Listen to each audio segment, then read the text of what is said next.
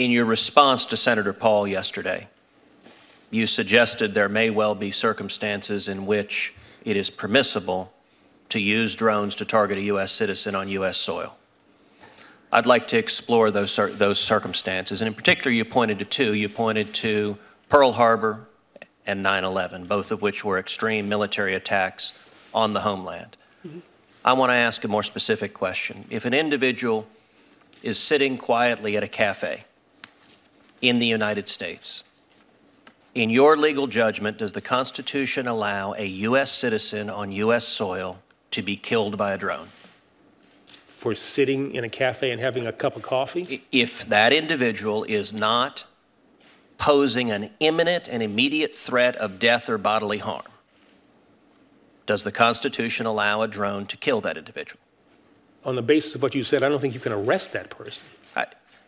The person is suspected to be a terrorist. You have abundant evidence he's a terrorist. He's involved in terrorist plots. But at the moment, he's not pointing a bazooka at the Pentagon. He is sitting in a cafe. Overseas, the United States government uses drones to take out individuals when they're walking down a pathway when they're sitting at a cafe. If a U.S. citizen on U.S. soil is not posing an immediate threat to life or bodily harm, does the Constitution allow a drone to kill that citizen? I would not think that that would be an appropriate use of any kind of lethal force. We would deal with that in the way that we typically deal with a situation like that. We would expect with respect, General Holder, my question wasn't about appropriateness or prosecutorial discretion. It was a simple legal question. Does the Constitution allow a U.S. citizen on U.S. soil who doesn't pose an imminent threat to be killed by the U.S. government? I do not believe that. Again, you have to look at all of the facts, but on the facts that you have given me, and this is a hypothetical, I would not think that in that situation the use of a drone or lethal force would be appropriate, because the possibility— General Holder, I have to tell you, I find it remarkable that in that hypothetical, which is deliberately very simple, you are unable to give a simple one-word, one-syllable answer, no. I think it is unequivocal that if the U.S. government were to use a drone to take the life of a U.S. citizen on U.S. soil and that individual did not pose an imminent threat, that would be a deprivation of life without due process. Maybe I've not been clear. I said that the use of lethal force, and I'm saying drones, guns, or whatever else would not be appropriate in that circumstance. You keep saying appropriate. My question isn't about propriety. My question is about whether something is constitutional or not. As Attorney General, you are the chief legal officer of the United States.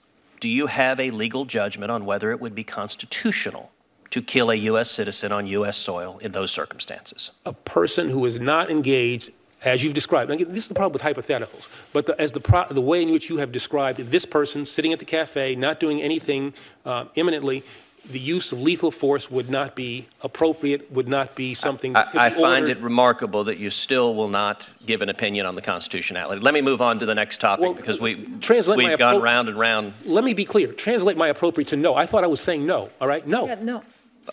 Well, then I am glad. After much gymnastics, I am very glad to hear that it is the opinion of the Department of Justice that it would be unconstitutional to kill a U.S. citizen on U.S. soil if that individual did not pose an imminent threat. That statement has not been easily forthcoming. I wish you had given that statement in response to Senator Paul's letter asking you it. And I will point out that this week I will be introducing legislation in the Senate to make clear that the U.S. government cannot kill a U.S. citizen on U.S. soil absent an imminent threat.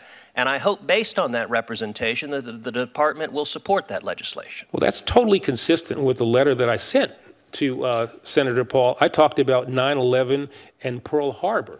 Those are the instances where I said it might possibly be considered, but that other than that, we would use our normal law enforcement authorities in order to resolve situations along those lines, and then use the normal things that you do when you try to decide if cops can shoot somebody. We've been talking about the war on terror ever since you've had this job, right? During confirmation, yeah. Absolutely. And I really, I want to congratulate you and the President. I think you've thought long and hard about how to defend the homeland in very difficult circumstances. I want to applaud your efforts with the drone program. I think it has really helped us in Afghanistan and Pakistan. And I just believe it's a tactical tool that this president should be using, and I think he's using it responsibly.